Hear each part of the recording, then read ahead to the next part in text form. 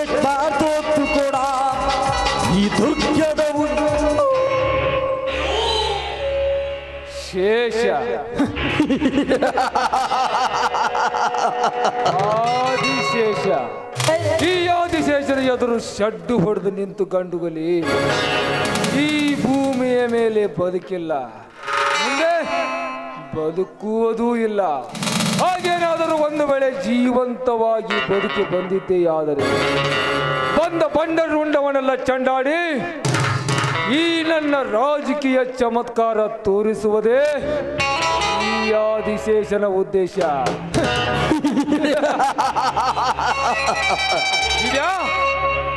ನೀನೀಗ ಚುನಾವಣೆಯಲ್ಲಿ ಗೆದ್ದು ಬಂದಿದ್ದಕ್ಕೆ ಖುಷಿ ಪಡುತ್ತೀಯೋ ಅಥವಾ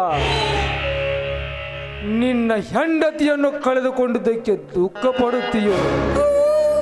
ಈಗ ನಿನಗ ಯಾವುದು ಎಂದು ಅರ್ಥವಾಗಿರಬೇಕಲ್ಲವೇ?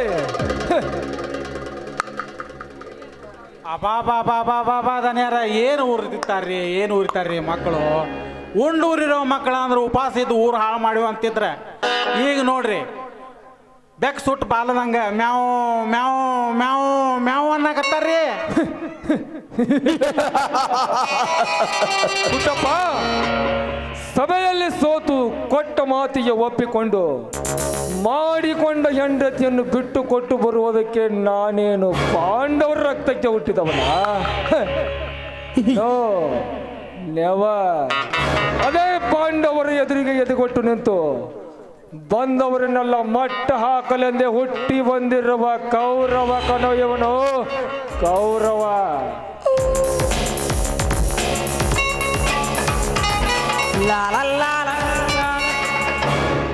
ಅಣ್ಣ, 100ಕ್ಕೆ 100ರಷ್ಟು ಸತ್ಯ ಅಣ್ಣ ನೀನು ಹೇಳುವ ಮಾತು. ಆ ಪಾಂಡವರ ಪಾಲಿಗೆ ಯಮ ಧರ್ಮ ದುರ್ಯೋಧನ ನಾನಾಗಿ ಹೆಡಮುರುಗಿ ಕಟ್ಟಿ ಹೊತ್ತು ತಂದಿದ್ದೇನೆ ಆ ಹುಚ್ಚು ಹಿಡಿದಿರುವ ಕಂತ್ರಿ ನಾಯಿಯನ್ನು. ನರಸಿಂಹ, ಲೇ ನರಸಿಂಹ, ಎಳೆದುಕೊಂಡು ಬಾರ್ಲಿ ಆ ಭಿಕಾರಿ ನನ್ನ ಮಗನನ್ನು.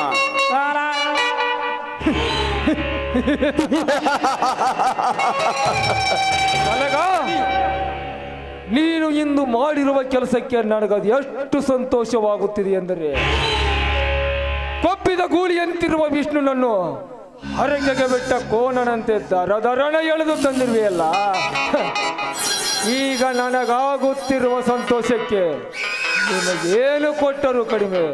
ವಿಷ್ಣು, ಮಾತಿಗೆ ಮಾತು, ಉತ್ತರಕ್ಕೆ ಎದುರುತ್ತರ ಕೊಟ್ಟು ಮಾತನಾಡುವ ಈ ನಿನ್ನ ಶೌರ್ಯ ಎಲ್ಲಿ ಅಡಿಗೆ ಹೋಯಿತು ಮಗನೇ, ಎಲ್ಲಿ ಅಡಿಗೆ ಹೋಯಿತು? ನನ್ನ ಮಕ್ಕಳ ಮೋಸದಿಂದ ನನ್ನನ್ನು ಹಿಡಿದು ತಂದು ಈ ರೀತಿಯಾಗಿ ದೊಡ್ಡ ಗಂಡಸುರಾಗಿ ಹಾರಾಡುತ್ತಿದ್ದೀರಲ್ಲ, ನೀವು ಒಬ್ಬ ಗಂಡಸುರ. ಲೇ ವಿಷ್ಣು, ನಮ್ಮನ್ನು ಎದುರು ಹಾಕಿಕೊಂಡವ್ರು ನಾನು ನಿಮ್ಮನ್ನೇ ಸುಮ್ಮನೆ ಬಿಟ್ಟು ಬಿಡುತ್ತೇನೆ ಎಂದು ತಿಳಿದಿರುವೆಯಾ?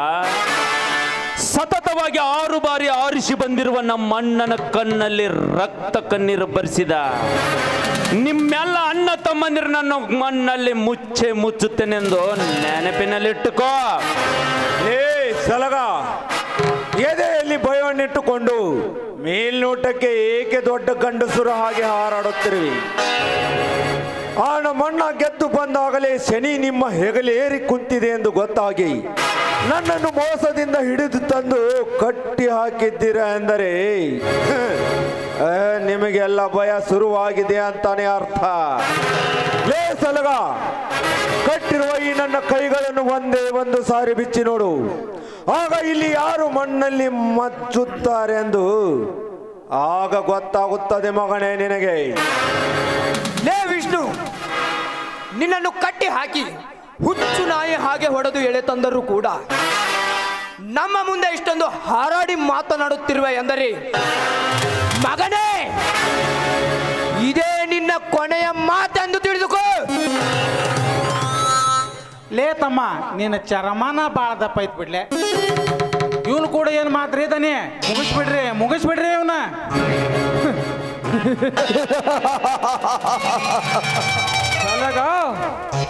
ಇಷ್ಟು ದಿನ ಅಪ್ಪನೆ ಕೊಡು, ಅಪ್ಪನೆ ಕೊಟ್ಟು ಬಿಡಿ ಎಂದು ನನಗೆ ಆತುರದಿಂದ ಕೇಳುತ್ತಿದೆಯಲ್ಲ. ಈಗ ನಾನೇ ಅಪ್ಪಣೆ ಕೊಡುತ್ತಿದ್ದೇನೆ, ಮುಗಿಸಿಬಿಡು ಈ ಕಂತ್ರಿ ನಾಯಿಯ ಕಥೆಯನ್ನು. ಅಣ್ಣ, ಬಹಳ ದಿನಗಳಿಂದ ಇದೇ ಸಮಯಕ್ಕಾಗಿ ಕಾದು ಕುಳಿತಿದ್ದೆ. ಈಗ ನೀವು ಒಪ್ಪನೆ ಕೊಟ್ಟಿದ್ದೀರಂದರೆ ನೀವು ಕಣ್ಣು ಮಿಟುಕಿಸೋದ್ರೊಳಗಾಗಿ ಇವನ ಪ್ರಾಣ ಪಕ್ಷಿ ಹಾರಿ ಹೋಗುತ್ತದೆ ಗಗನಕ್ಕೇರಿ. ಲೇವ್ಷ್ಣ್ಯ, ನಿನ್ನ ಕೊನೆ ಆಸೆ ಏನಿದೆ ಅಂತ ಬಾಯ್ ಬಿಟ್ಟು ಹೇಳು. ಅದನ್ನು ನೆರವೇರಿಸಿದ ನಂತರ ನಿನ್ನ ಕಥೆನೇ ಮುಗಿಸಿ ಬಿಡುತ್ತೇನೆ. ಲೇ ಸಲಗ, ನೀನು ನನ್ನ ಕೊನೆ ಆಸೆಯನ್ನು ಈಡೇರಿಸಬೇಕಾದರೆ ನೀನು ನಿನ್ನ ತಾಯಿಯ ಗರ್ಭದಲ್ಲಿ ಮತ್ತೊಮ್ಮೆ ಜನಿಸಿ ಬರಬೇಕು ಮಗನೇ. ಸುಮ್ಮನೆ ಅದನ್ನೆಲ್ಲ ಏನ್ ಮಾಡ್ತೀಯ?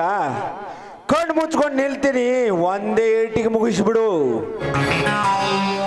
ದನ್ಯಾರ, ನಾವ ಊರಿಗೆ ಮಿಕ್ಕಿದ ಮಕ್ಕಳ ನಾ ತಿಳ್ಕೊಂಡಿದ್ದೆ. ನಮಕ್ಕಿಂತ ಊರಿಗೆ ಮಿಕ್ಕಿದ ಮಗ ಅದಾನ್ರಿ ಅವ, ನಮಕ್ಕಿಂತ ಊರಿಗೆ ಮಿಕ್ಕಿದ ಮಗ ಅದಾನ. ನಿನ್ನ ಕೊನೆ ಆಸೆ ಏನೈತಂತ ಕೇಳ್ಯಾರ ಕೇಳಲಿ ತಮ್ಮ. ಮೊದಲ ಸಾಯು ಮೂಳ ಆನಿ ಕೇಳ್ತೋ ಏನು ಒಂಟಿ ಕೇಳ್ತೋ ಏನ ಆಸೆ ಅನ್ನೋದು ಬಿಟ್ಟಾರ ಹೇಳ, ನಮ್ಮ ದನ್ಯಾರ ನಡೆಸ್ಕೊಡ್ತಾರ. ಹಾಗಾದರೆ ಅದನ್ನು ಕೇಳಿದರೆ ನಡೆಸಿಕೊಡುತ್ತೀರಾ?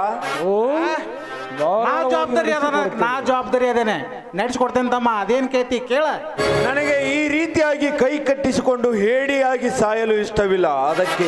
ಅದಕ್ಕೆ ಈ ಕಟ್ಟಿರುವ ನನ್ನ ಕೈಗಳನ್ನು ಬಿಚ್ಚಿ ಎದೆಗೆದೆ ಕೊಟ್ಟು ಹೋರಾಡಿ ಧರ್ಮ ಯುದ್ಧ ಮಾಡಿ ಗೆಲ್ಲುವುದಕ್ಕೆ ಹೇಳೋ ಈ ನಿನ್ನ ಪೌರುಷದ ಗಂಡಸಿಗೆ. ಲೇ ಲೇ ಲೇ ಲೇ ಅಂಬಲಿ ಇಲ್ಲದ ಶಂಭೋಲಿಂಗ ನನ್ನ ಮಗನೇ, ಕೇವಲ 2 ನಿಮಿಷದಲ್ಲಿ ನಿನ್ನ ಕತೆ ಮುಗಿಸಿ ನರಕಕ್ಕೆ ಕಳಿಸಿಕೊಡುತ್ತೇನೆ. ನರಸಿಂಹ, ಊರಿನಲ್ಲಿ ನಾನು ಗಂಡಸು ಎಂದು ಹುಟ್ಟಿದ್ದೇನೆ. ಇವನ ಕಟ್ಟಿರುವ ಕೈಯನ್ನು ಬಿಚ್ಚಲೆ ಒಂದು ಕೈ ಇವನನ್ನು ನೋಡೇ ಬಿಡುತ್ತೇನೆ. ಆಯ್ತು ದನಿ, ಹಾಗೆ ಮಾಡ್ತೀನಿ.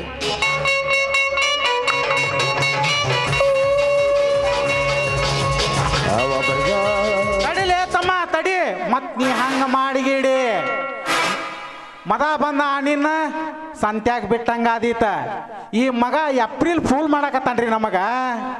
ಹಾಕಿಬಿಡ್ರಿ ಅವನ್ನ ಹೊಟ್ಯಾಗ ಹಿರದ ಹಾಕಿ ತೆಗದ ಅಡ್ಡ ಮಲಗಿಸ್ಬಿಡ್ರಿ.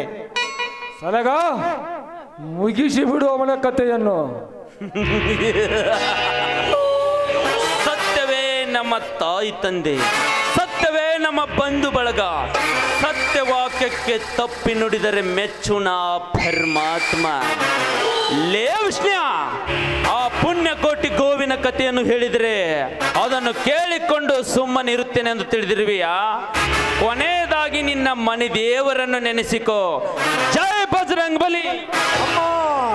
ಸಲಗ, ಕೊನೆಗೂ ಮೋಸ ಮಾಡಿಬಿಟ್ರು ಆ ನರ ರಾಕ್ಷಸರೇ. ಸಲಗ, ವಿಷ್ಣು ಸತ್ತು ಹೋದ. ಜನ್ಮೋಚಿತ ಬೇತಾಳದಂತೆ ಆ ಜನ್ಮ ವೈರಿ ನಮ್ಮ ಹಿಂದೆ ಬದ್ದ ವಿಷ್ಣು ಇವತ್ತು ಬೀದಿಯಲ್ಲಿ ಬೀದಿ ಹೆಣವಾಗಿ ಹೋದ.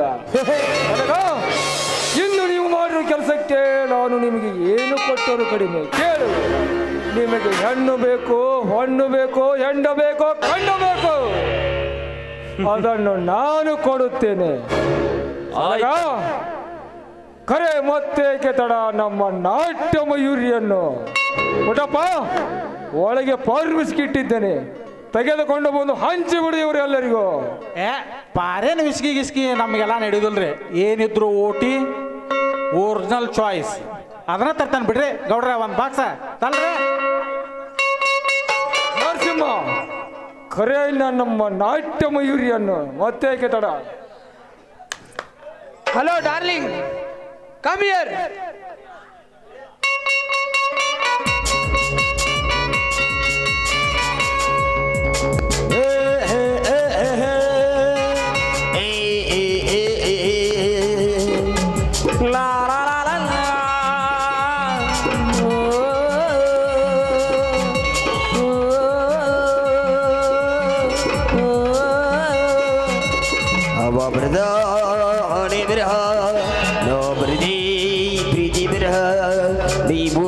बुगरे दिवसो चौड़ी धरण वो प्रेम वीणा हृदय वीणा ओंकार ಓಂ ಸ್ಪರ್ಶವೇಣ ಹರ್ಷವೇಣ ಸಂಚಾರ ನೋ ಸೌಂದರ್ಯವೇ ಸಂಗೀತವೇ ಹೃದಯಗಳ ಸೇತುವೆ ನಾಂ ಸುಪ್ರಭಾತ ಜನ್ಮದಾತ ಜನ್ಮಗಳ ಪ್ರಥಮ ಪದ ಪ್ರೇಮಾಶ್ಮ ಬ್ರಹ್ಮಾಶ್ಮ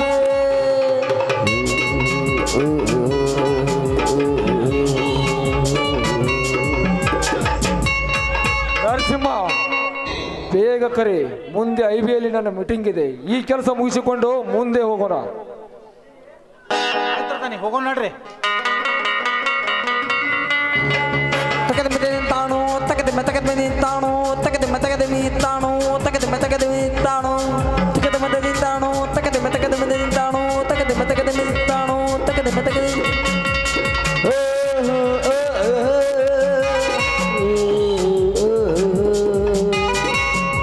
ಲಾ ಲಾ ಲಾ ಲಾ ಲಾ.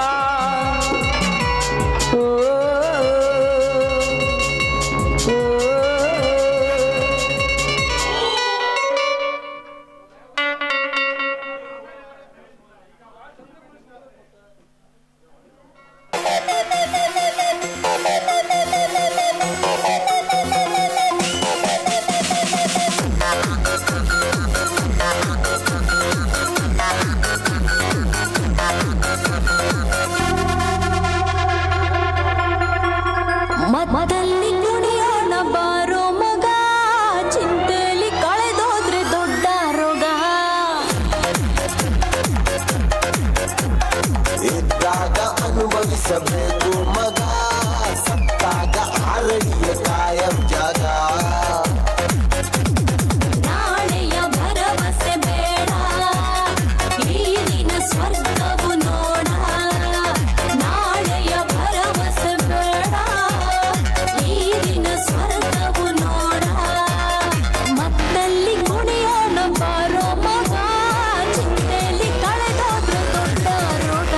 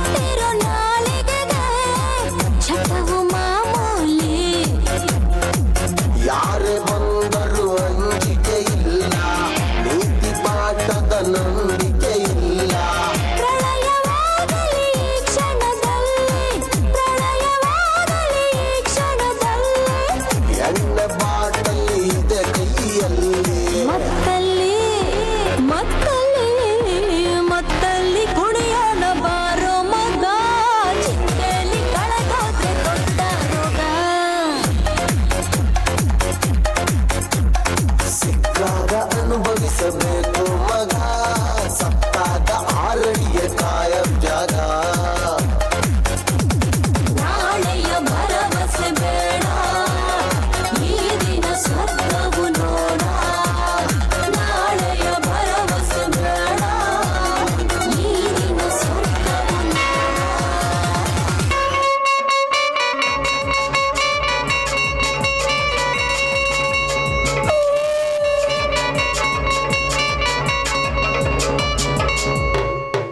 ನಗ ಈ ಸತ್ತ ವಿಷ್ಣುವಿನ ಬಾಡಿಯನ್ನು ನಮ್ಮೂರಿನ ವರದಾನದಲ್ಲಿ ಮೂಟೆ ಕಟ್ಟಿ ಸಾಕಿ ಬನ್ನಿ. ಆಯ್ತಣ್ಣ. ಹಾ ನರಸಿಂಹ, ಈ ಸತ್ತ ಬಾಡಿನನ್ನು ತೆಗೆದುಕೊಂಡು ನಡಿ, ಹೋಗೋಣ. ಆಯ್ತಣ್ಣ, ನಡೆ ಹೋಗೋಣ. ಪುಟ್ಟಪ್ಪ, ಇನ್ನು ನಮ್ಮ ಮುಂದಿನ ಕೆಲಸ ಮುಂದೆ ಐಬಿಗೆ ಹೋಗೋಣ ನಡ್ರಿ, ಅಲ್ಲೇ ಮೀಟಿಂಗ್ ಐತೆ ಅಂತ ಹೇಳಿ ಸ್ವಲ್ಪ ಹಾಕೊಂಡ ವಿಚಾರ ಮಾಡೋಣ ಅಂತ ನಡ್ರಿ, ಹೋಗೋಣ. ಓಕೆ. ಹುಟ್ಟಿಂದ ಮೇಲೆ ಸಾವಿರಬೇಕು ತಿಳಿದಿದ್ದರು ಬಾರು ಕೃಷ್ಣ ಬಾರು ಆದಿ ಅನಾದಿ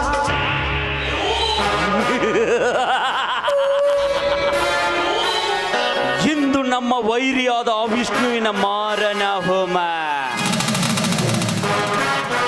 ವಿಷ್ಣು, ರೈತರ ಮೇಲೆ ಜೀವನ ಇಟ್ಟುಕೊಂಡಿರುವ ನಿನ್ನ ಜೀವನ ಈ ಹರಿಯುವ ವರ್ಧಾ ನದಿಗೆ ನಿನ್ನನ್ನು ಬಾಗಿನವಾಗಿ ಅರ್ಪಿಸಿ ಆ ಪಾತಾಳ ಗಂಗೆಗೆ ಮಡಿಲಲ್ಲಿ ನಿನ್ನನ್ನು ತೇಲಿ ಬಿಡುತ್ತಿದ್ದೇನೆ ಮಗನೇ.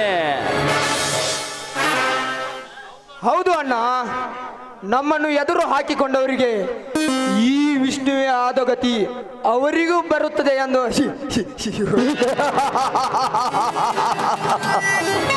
ನಾವು ತಿಳಿಸಲೇಬೇಕು.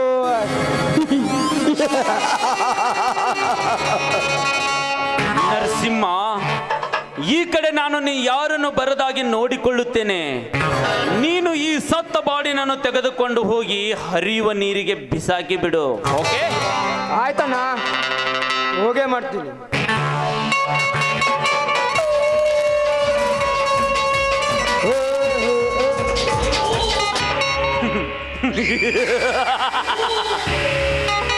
ಶಿವಣ್ಣನ ಮನೆಯಲ್ಲಿ 2 ಬಲಿಯನ್ನು ಕೊಟ್ಟು ಸುಡುಗಾಡಕ್ಕೆ ಅಟ್ಟಿದಂತಾಯಿತು.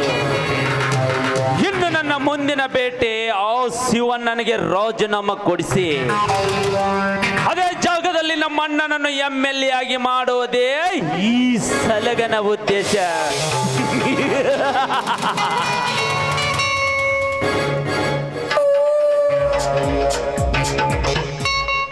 ನೋಡಿ, ನೀವು ಇದೇ ಊರಿನವರಾ? ಓ, ಯಾರು? ಓ ಮೇಘನಾ, ಇದೇನು ಮೇಘನಾ, ನೀನು ಈ ಊರಲ್ಲಿ? ಸಲಗ, ನಾನು ಕೂಡ ಅದನ್ನೇ ಕೇಳಿಕ್ಬೇಕು ಅಂದ್ಕೊಂಡೆ. ಅಂದ ಹಾಗೆ ನೀನು ಇದೇ ಊರಲ್ಲಿದ್ದೀಯಾ?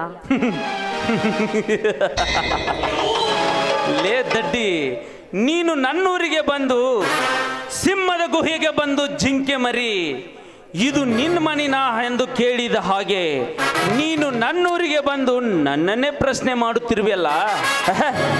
ಇನ್ನೇನು ಹೇಳಬೇಕು ಈ ನಿನ್ನ ಬುದ್ಧಿಗೆ?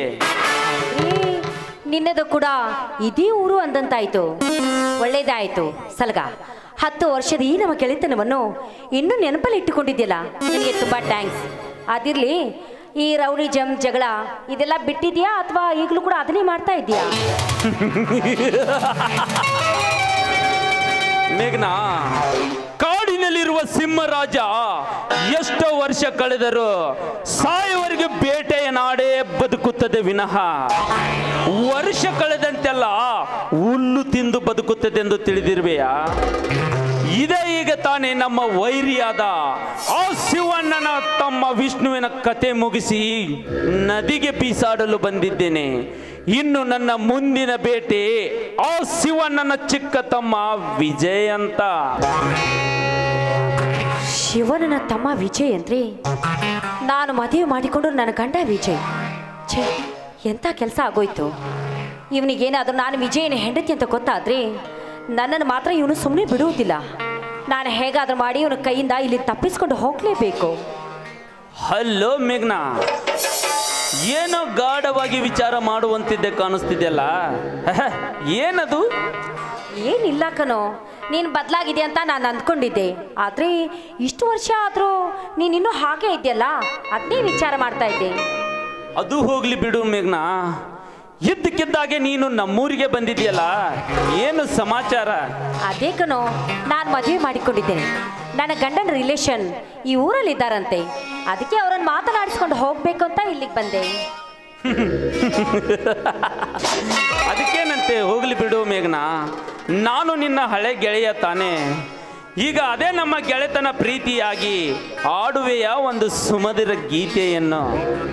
ಏನಿದು ಸಲಗ, ನಾನೀಗ ಮದುವೆ ಮಾಡಿಕೊಂಡಿದ್ದೇನೆ. ನಿನ್ನ ಜೊತೆ ಹಾಡಿ ಕುಣಿಯೋದನ್ನು ಯಾರಾದರೂ ನೋಡಿದ್ರೆ ತಪ್ಪಾಗಿ ತಿಳ್ಕೊಳ್ತಾರೆ. ಅದು ಅಲ್ಲದೆ ನಾನು ಹಳೇದೆಲ್ಲವನ್ನು ಮರೆತು ಒಳ್ಳೆಯವಳಾಗಿ ಬಾಳ್ಬೇಕು ಅಂತ ಮದುವೆ ಆಗಿದ್ದೇನೆ.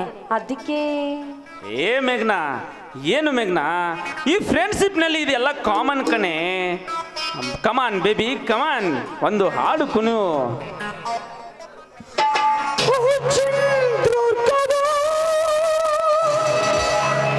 ಅನರ್ಘ್ಯ ರತ್ನವೇ,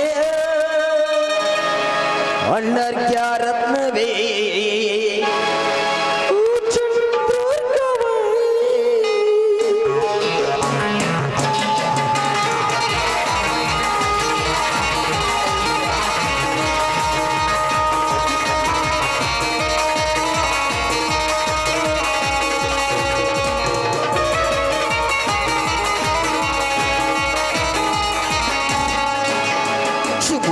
ಚಡಿಯಲಿ ರವಿಯ ರಸಿಯಲಿ, ಚುಮು ಚುಮು ಚಡಿಯಲಿ ರವಿಯ ರಸಿಯಲಿ, ಮೀರಾ ಮೀರಾ ಮಿಂಚುವೆ ವೀರತೆಯ ರೂಪವೇ, ಮೀರಾ ಮೀರಾ ಮಿಂಚುವೆ ವೀರತೆಯ ರೂಪವೇ. ಅನರ್ಘ್ಯ ರತ್ನವೇ, ಅನರ್ಘ್ಯ ರತ್ನವೇ, ಅನರ್ಘ್ಯ ರತ್ನವೇ, ಅನರ್ಘ್ಯ ರತ್ನವೇ.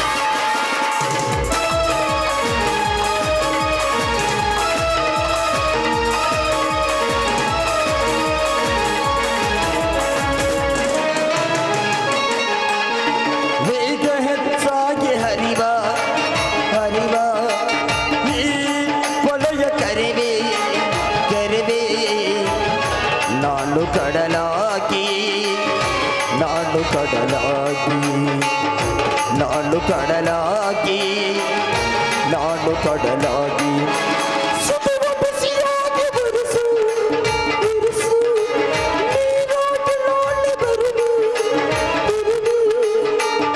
ನಾನು ನನ್ನೊಳಗೆ, ನೀನು ನನ್ನೊಳಗೆ, ನಾನು ನನ್ನೊಳಗೆ, ನೀನು ನನ್ನೊಳಗೆ. ಹೆಜ್ಜೆಯು ನವ್ಯ ಜೀವನ ಪದ್ಯದ ಸಮಯ ಗಳಿಗೆಯಲ್ಲಿ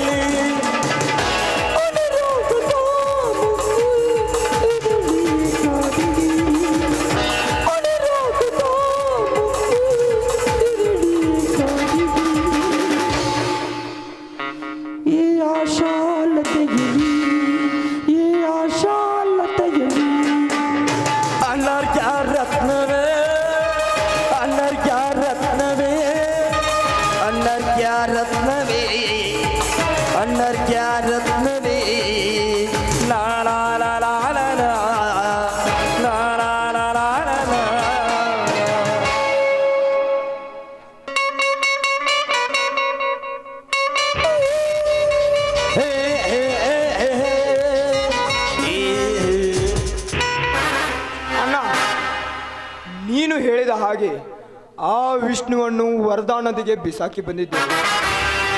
ನಡೆಯೋಣ, ಹೋಗೋಣ. ಹಾ ಮೇಘನಾ, ನನಗೆ ಸ್ವಲ್ಪ ಕೆಲಸವಿದೆ, ಮತ್ತೆ ಇದೇ ಸಮಯಕ್ಕೆ ಸಿಕ್ಕರೆ ಆಡಿ ಕುಣಿಯೋಣಂತ. ಓಕೆ? ಹಾ ನರಸಿಂಹ, ನಡಿ ಹೋಗೋಣ.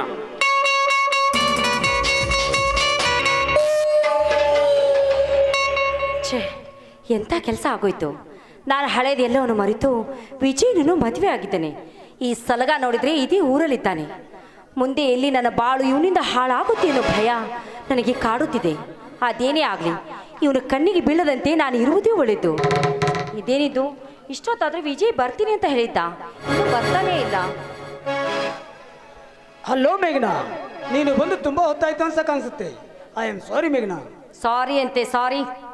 ಬೇಗ ಬರ್ತೀನಿ ಅಂತ ಹೇಳಿ ಇಷ್ಟೊಂದು ಲೇಟ್ ಮಾಡಿದಿರಲ್ಲ, ನನಗೆ ಎಷ್ಟೊಂದು ಭಯವಾಗಿತ್ತು ಗೊತ್ತಾ? ಅಲ್ಲ ಮೇಘನಾ, ನಾನು ಆವಾಗಲೇ ಹೇಳಿದ್ನಲ್ಲ ಸ್ವಲ್ಪ ಕೆಲಸ ಇದೆ ಅಂತ, ಅದಕ್ಕೆ ಎಷ್ಟು ಕೋಪ ಮಾಡಿಕೊಂಡ್ರೆ ಹೇಗೆ ಚಿನ್ನ? ನನ್ನನ್ನು ಮುಟ್ಬೇಡಿ, ನನ್ನ ಜೊತೆ ಮಾತಾಡಬೇಡಿ ನೀವು. ಅಂದರೆ ಇನ್ನೂ ನನ್ನ ಮೇಲಿನ ಕೋಪ ಹೋಗಿಲ್ವೇ?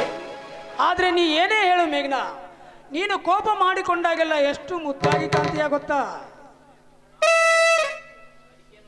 ಹೌದೌದು, ಇದಕ್ಕೇನು ಕಡಿಮೆ ಇಲ್ಲ. ಚೆನ್ನಾಗಿ ಮಸ್ಕ ಹಾಕ್ತೀರ ಬಿಡಿ, ಇದನ್ನೆಲ್ಲ ಚೆನ್ನಾಗಿ ಕಲ್ತಿದ್ದೀರಾ ನೀವು. ಹಾಗಾದ್ರೆ ಬಾರೆ ನನ್ನ ಅರಗಿನಿಯೇ.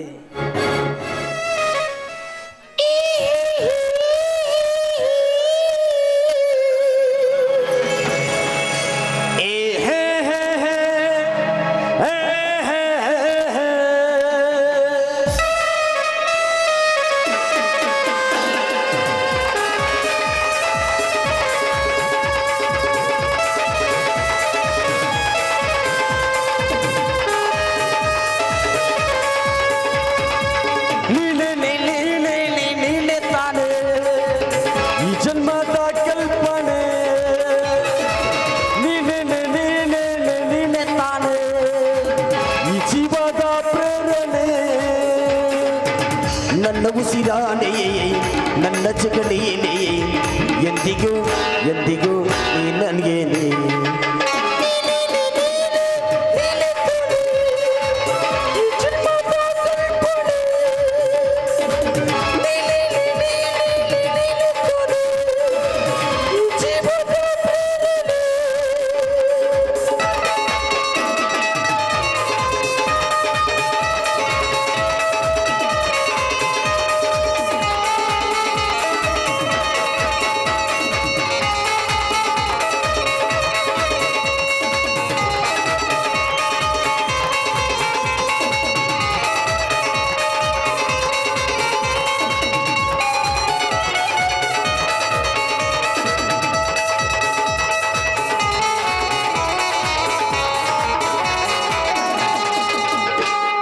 ಹಾಯಾಗಿದ್ದೆ ನಾನೋಡಿ ಏನ್ ಅದ್ಭುತ, ಹಾಳಾಗೋದೆ ನಿನ್ನನ್ನು ನಾನೋಡುತ್ತ. ನಿನ್ಗೊತ್ತೇ ಎಂದು ಯಾರಿಲ್ಲ, ನಿನ್ನಂತೆ ಹೋದೆ ಬಗೆ.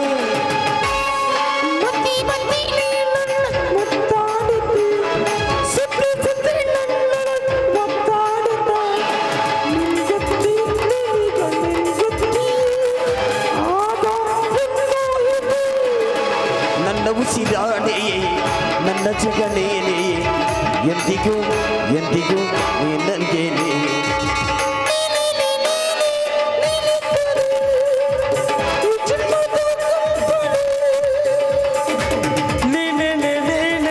ನೀನೆ ತಾನೆ ಈ ಜೀವದ ಪ್ರೇರಣೆ.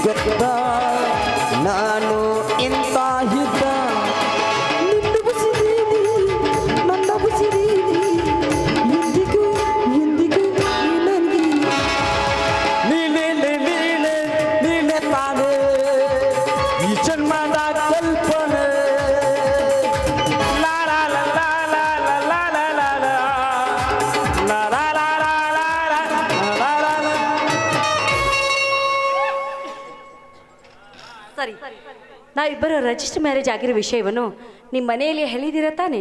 ಇಲ್ಲ ಮೇಘನಾ, ನಾನು ತುಂಬ ಸಲ ಹೇಳಬೇಕಂತ ಭಾಳನೇ ಪ್ರಯತ್ನ ಪಟ್ಟೆ. ಆದರೆ ಈಗ ನಮ್ಮ ಮನೆ ಪರಿಸ್ಥಿತಿ ಸರಿ ಇಲ್ಲದಿದ್ದರಿಂದ ನನಗೆ ಹೇಳಲಿಕ್ಕೆ ಆಗಲಿಲ್ಲ. ದೇವರಂತಿರುವ ನಮ್ಮ ಅತ್ತಿಗೆ ತೀರಿ ಹೋದ ಕೆಲವೇ ದಿನಗಳಲ್ಲಿ ನಮ್ಮಣ್ಣನೂ ಕೂಡ ತೀರಿ ಹೋಗಿಬಿಟ್ಟ. ಇಂಥ ಪರಿಸ್ಥಿತಿಯಲ್ಲಿ ನಮ್ಮಿಬ್ಬರ ಮದುವೆ ವಿಚಾರ ಮಾತಾಡೋದು ಸರಿಯಿಲ್ಲ ಅಂತ ನಾನೇ ಸುಮ್ಮನಾಗಿಬಿಟ್ಟೆ. ಹಾಗಾದ್ರೆ ನನ್ನನ್ನು ನಿಮ್ಮ ಮನೆ ತುಂಬಿಸಿಕೊಳ್ಳುವುದಕ್ಕೆ ಒಪ್ಪಿಕೊಳ್ಬೇಕಲ್ಲ? ಖಂಡಿತವಾಗಿ ಒಪ್ಕೊಳ್ತಾರೆ ಮೇಘನಾ. ಏಕೆಂದರೆ ಈಗ ನಮ್ಮ ಮನೆಗೆ ಒಂದು ಹೆಣ್ಣಿನ ಅವಶ್ಯಕತೆ ತುಂಬಾ ಇದೆ. ದೇವರಂತಿರುವ ನಮ್ಮ ಅತ್ತಿಗೆ ತೀರಿ ಹೋದಾಗಿನಿಂದ ನಾವ್ಯಾರು ಅಣ್ಣ ತಮ್ಮಂದಿರು ಸರಿಯಾಗಿ ಊಟನೇ ಮಾಡಿಲ್ಲ. ಅದಕ್ಕೋಸ್ಕರನಾದರೂ ಮನೆಗೆ ಅಡಿಗೆ ಮಾಡಲಿಕ್ಕಾದರೂ ಒಂದು ಹೆಣ್ಣು ಬೇಕೇ ಬೇಕಲ್ಲವೇ? ಅದಕ್ಕೋಸ್ಕರ ಆದರೂ ನೀನನ್ನು ಒಪ್ಪಿಕೊಳ್ತಾರೆ. ಸರಿ, ಅವರು ಒಪ್ಪಿಕೊಂಡ್ರೆ ಅಷ್ಟೇ ಸಾಕು. ನಾನು ಕೂಡ ನಿಮ್ಮ ಅತ್ತಿಗೆ ಹಾಗೆ ನಿಮ್ಮೆಲ್ಲರನ್ನು ಚೆನ್ನಾಗಿ ನೋಡಿಕೊಳ್ಳುತ್ತೇನೆ. ಚಚೆ, ನೀನೇಕೆ ಅಷ್ಟೊಂದು ಭಯಪಡುತ್ತಿರುವಿ? ನಮ್ಮನ್ನ ದೇವರಂತವರು ಈ ಈದ ವಿಷಯವನ್ನು ಅವರಿಗೆ ಇದ್ದಾಗೆ ಹೇಳಿದರೆ ಖಂಡಿತವಾಗಿ ನೀನನ್ನು ಮನೆ ತುಂಬಿಸ್ಕೊತಾರೆ. ನಡೆ, ಮನೆಗೆ ಹೋಗೋಣ. ಸರಿ, ಬನ್ನಿ.